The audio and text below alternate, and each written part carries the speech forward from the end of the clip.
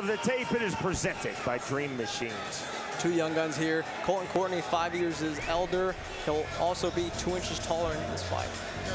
We send it back to Brian Wood. Bout number 7 is brought to you by Dream Machines, the leader of on and off-road fun, Missouri's #1 Polaris dealership. Introducing first, fighting out of the blue corner, Colton Courtney.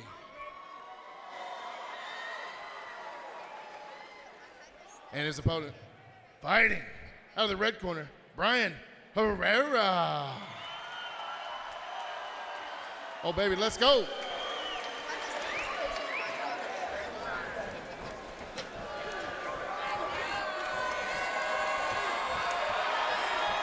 Jeff, so often we talk about fighters we will see at the next level. I believe these are 2 fighters we will see at the next level. Sporting touch of gloves, round number 1. Tonight's fight clock is presented by Hoy Excavating. Absolutely. Black and red trunks for Colton Courtney. Solid black trunks for Bryan Herrera. Couldn't agree with you more, Sean. We've seen Herrera fight inside this FAC cage again for his age at just 19 years old. Earlier we saw a 16 and 17-year-old fight. Oh, as I say that, looks to get caught with a hook cross. But just the composure he has at 19 years old. Herrera looking for the level change against the fence. Here we see him engage in the grappling. Herrera seems to appear to be the smaller fighter, weighed in under the 140-pound catch weight, usually fights at 135. On the turn, driving pressure now from Colton Courtney. 2:15 remaining, round number 1. See the knee shield standing from Bryan Herrera. That is smart. Herrera now with the overhook. Looking for the ankle pick is Courtney. Now Courtney, the aggressor in the grappling exchange, trying to be offensive with some grappling of his own. Herrera dipping his level, dipping his shoulder. Herrera thought single leg there, and then Courtney did a good job of gluing his heels to the fence. That's a very good way to just sink your weight lower, and it's tough for someone to shoot a single leg from there. Good knee to the solar plex by Bryan Herrera. Solid knee off of wrist control from Herrera. Looking to turn, explode out now. Colton Courtney can't do it in that sequence. Good positional control from Herrera. Those 25 remaining round 1. Sorry, Sean. Those knees are nasty inside the clinch there. We saw that hurt Josh Phillips and what's forced. Oh, that looked to have hurt him. Just like I said. Big shots from Herrera, now looking to finish. Right hand, another right hand. You see the position of referee Nick Behrens from the ground and pound, now looking to take the back is Herrera, thinking rear naked choke on the wrist control. Courtney forced to engage in the grappling department, had a hold of Herrera's ankle there and tried to get a takedown, but to no avail. Herrera on the back has a hip grip, which keeps Courtney down, is able to go to work with his right hand. Herrera looking to kick the front leg out that right leg, get a hook in from this position. His corner's imploring him. I would like to see him knee that leg. I can see what Herrera thought he should try to kick it. A good knee slide to it would sink Courtney down. Courtney pulling this fight back to the center of the cage. Herrera staying tight on the underhook. Wrapping up. Transitioning into a guillotine, didn't have it. I like the idea though, but if you've hurt your opponent to the body before, that doesn't just go away. That takes a good couple hours to go away. Once your body's weak like that, you've been hurt to the body before, this is what I want to see Herrera do. Go back to the body, use those knees again. Final seconds, round number 1. Herrera driving pressure again. Courtney against the fence, that ends round number 1. Good round for Herrera there. Started off the round by getting touched with the hook cross. It looked more like he was off balance by that hook. The cross didn't land, but as I was complimenting him is when he got dropped or maybe slipped. But here in this clinch, we see the knee land, and you can just see by the way Courtney's hunched over, that didn't feel good. And the second one that lands is what really put him down temporarily. And it's the knees you don't see coming. Just the same way it's the shots you don't see coming that come to your head. You don't know when to breathe out. So if you're breathing in and then a shot lands, it's no bueno.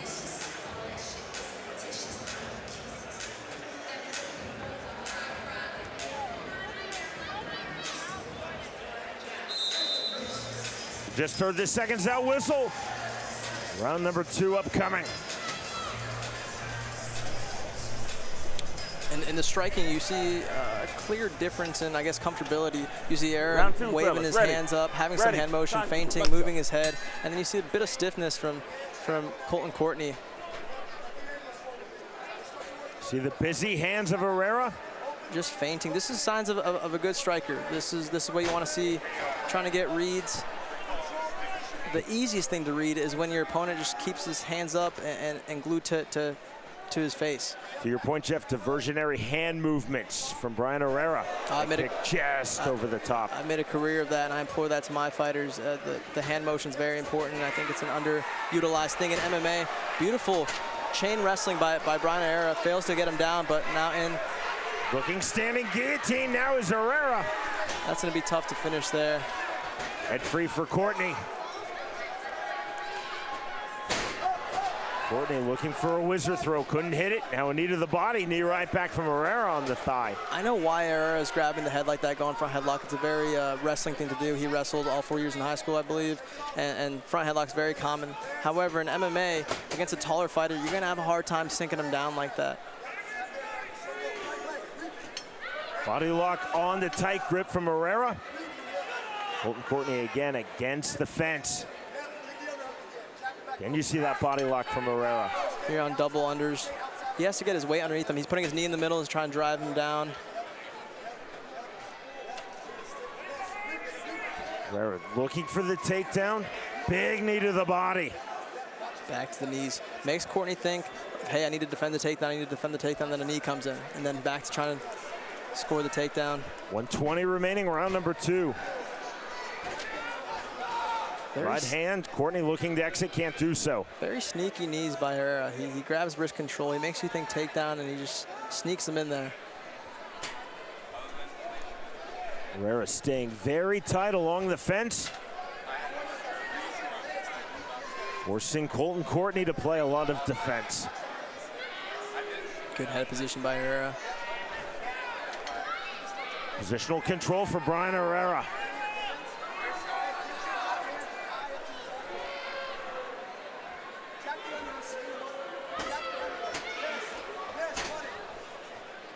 On the underhook from Herrera. Colton Courtney, Jeff, still looking to try to explode off of the fence. You see the uncomfortableness coming from Courtney. He's breathing out his mouthpiece is coming out a little bit. He's not exactly sure how to get Herrera off of him with his back up against the fence. Herrera shutting down that underhook completely. Every time he tries to pummel in, he just blocks him off at the bicep. Standing positional control for Bryan Herrera. Final seconds, round number 2. Short left hand, knee to the body. Once again, great corner work by lead corner Stefan Jefferson. Heard the last 10 seconds and said, hey, let's land some shots here. There's only 10 seconds left. You know, it's optics. It's what not that round was close, but it's what the judges see, and it's a great way to end the round. We move to the 3rd and final round.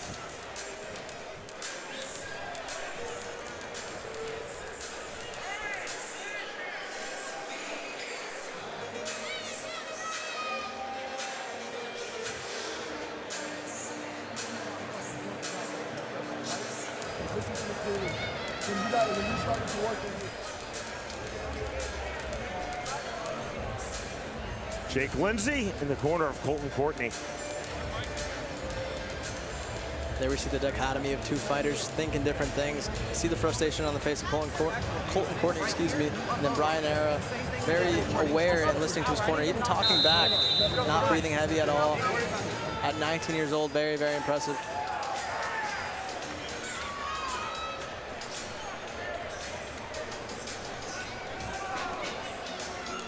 Referee Nick Barron set to start the 3rd and final round. Colton Courtney versus Bryan Herrera, round number 3 underway. Then you see the active hands, the diversionary punches and hand movements from Bryan Herrera. And it's just giving you different looks. It makes sure you keep your head on a swivel as to staying in one level of playing where your head's in the same line the whole time. To the inside comes Herrera. You look at the best strikers, the best kickboxers, they're constantly giving you different looks. They're constantly feigning with their hips, their hands, their head. High on the single leg, the takedown from Herrera. As we see a big lift and down on a high crotch single there. Gets under his center of gravity, lifts, and then puts him on his butt. We saw positional control from Herrera standing in round number 1. We're seeing the positional control to the ground. To his credit, Colton Courtney right back up. The elevation, again, the takedown from Herrera. Once again, very, very cheeky thing to do by Herrera. He's in on a single leg, and Colton did the right thing of trying to defend it. You fight it at the wrist. You don't try to underhook a single leg. You fight it at the wrist and try to disconnect the hands. It's hard to take someone down with only one hand, but Herrera countered that by getting under the center of gravity, getting higher in the crotch, and lifting. Khabib made a career of that. Herrera staying tight, smart head pressure. Using his head as a pivot, Bryan Herrera. That's legal, those are not headbutts. That's just really smart inside fighting. Something beautiful Bryan just did. If you're a jiu-jitsu fan, you'll appreciate that. He went around almost to side control and cut back in between with his knee to go to 3/4 mount. Herrera from the chest hold, trying to take the back of Colton Courtney. You're in on a wrist ride. He needs to let go with one hand, whichever hand he wants to strike with. See the inside wrist control from Herrera. Courtney entering 3-0 in his MMA career, has been forced to play a lot of defense thus far in this fight, especially in rounds 2 and here in round 3. Courtney doing a good job of not trying to get back up, if that makes sense, right? He's still trying to advance the position. A lot of times when we see fighters kind of getting overwhelmed like this and having a hard time getting up, they kind of just stop. But if you choose that versus the latter, then you're still going to get hit. You're still going to end up in a bad position. So it's always better to just keep repeating the cycle until you're up. And Courtney hasn't given up. See the hand fighting, the wrist control now from Courtney.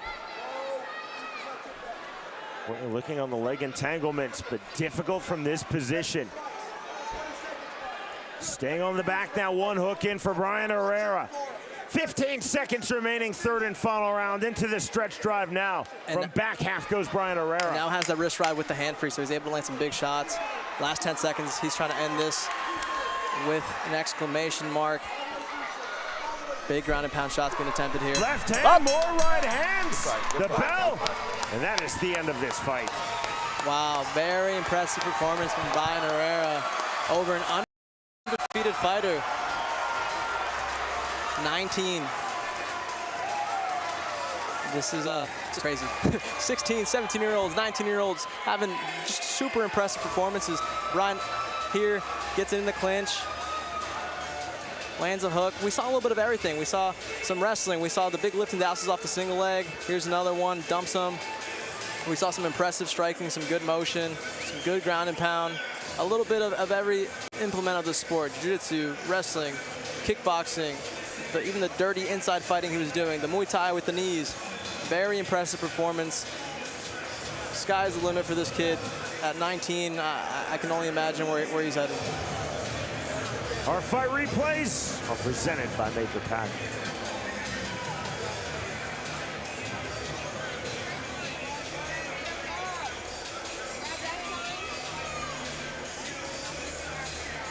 Nice moment between these two very talented amateur fighters. Herrera walked out with the Ecuadorian flag. Breaking that flag once more.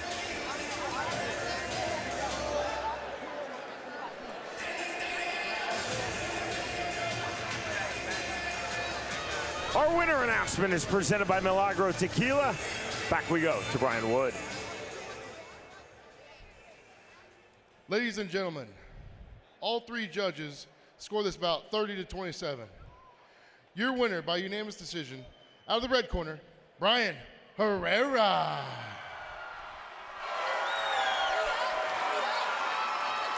That is a very professional performance for the now 3-1 MMA fighter Bryan Herrera. That was positional dominance, Jeff, on the feet and on the ground. Positional dominance is a great way to describe what that third round was. Here we just see good ground and pound. Again, we've seen a lot of fighters implement this, and it's not done enough, even at the highest level. Knowing how to win rounds, there's strategy to this, guys. This isn't just bar fighting, and sometimes judges get it wrong, but a good way to remind them of who they think might have won that round is putting it on when you're in a good position in the last 10 seconds. Whether you lost the entire round or not, just it's a good reminder, and to see a young kid like that do that and then have one of these performances, it's cool to see. In our final AMI fight of the evening, the winner by way of unanimous decision, Bryan Herrera defeats Colton Courtney.